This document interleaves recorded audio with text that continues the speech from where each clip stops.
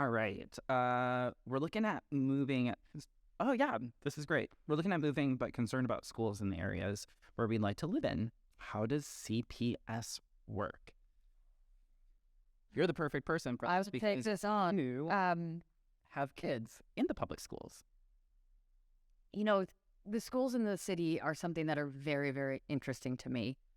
I think a lot of people move out of the city because they're overwhelmed by the process and they're overwhelmed by the idea of what schools can they go to, how much is it going to cost, what happens if the schools aren't good enough, all of that.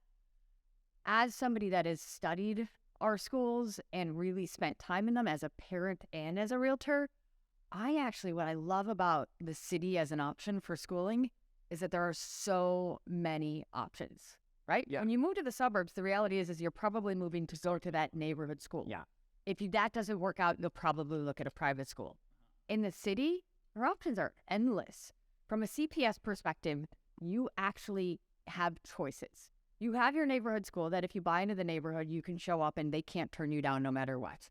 So you have that. And to preface, we actually do have really great schools within the city. They rank within the top in the state and in the country. Some of them. In my opinion, what happened during the housing crisis really boosted our education to a higher level because parents got stuck and then parents got involved. And when parents got involved in the schools, I mean, when we were doing this pre-housing crisis, I'd probably say there was a half a dozen elementary school levels that we were like, these are good schools. Yep.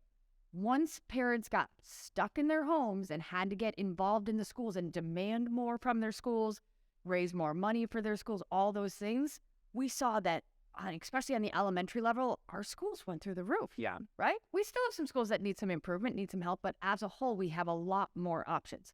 Now, what's interesting about the way CPS, Chicago Public School District, works is that you can go to your neighborhood school, but you can test into schools. So you can take a test and try and test into, there are 5 selective enrollment schools, but you can also lottery into any school you want. Yeah. If they have, you guys did the lottery system. We did the lottery system. So I still put my kids into the lottery every year just so that I can explain to people kind of how it works, what comes up and stuff like that.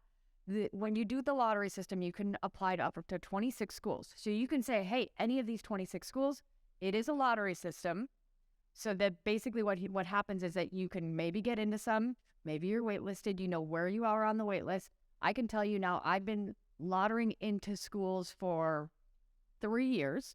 There has never been a year that I have not gotten into at least 3 schools that I was very, very excited about.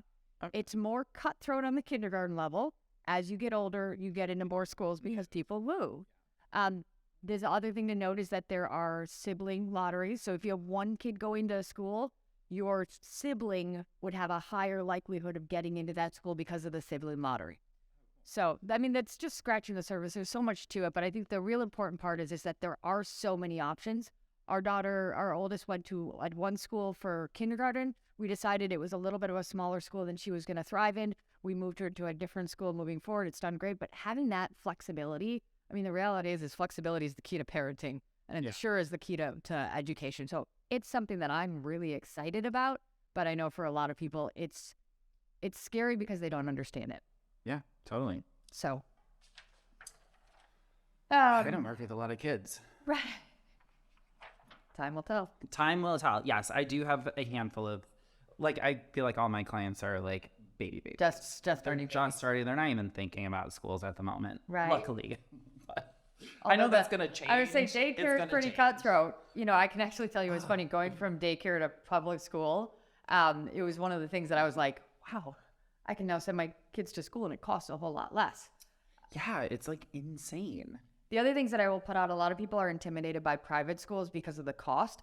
There are definitely some very, very expensive private schools, but there are also some private schools that are very reasonably priced within the neighborhoods that are very good as well. So I'm just always so impressed. I have a lot of friends who went to St. Ignatius. Yep.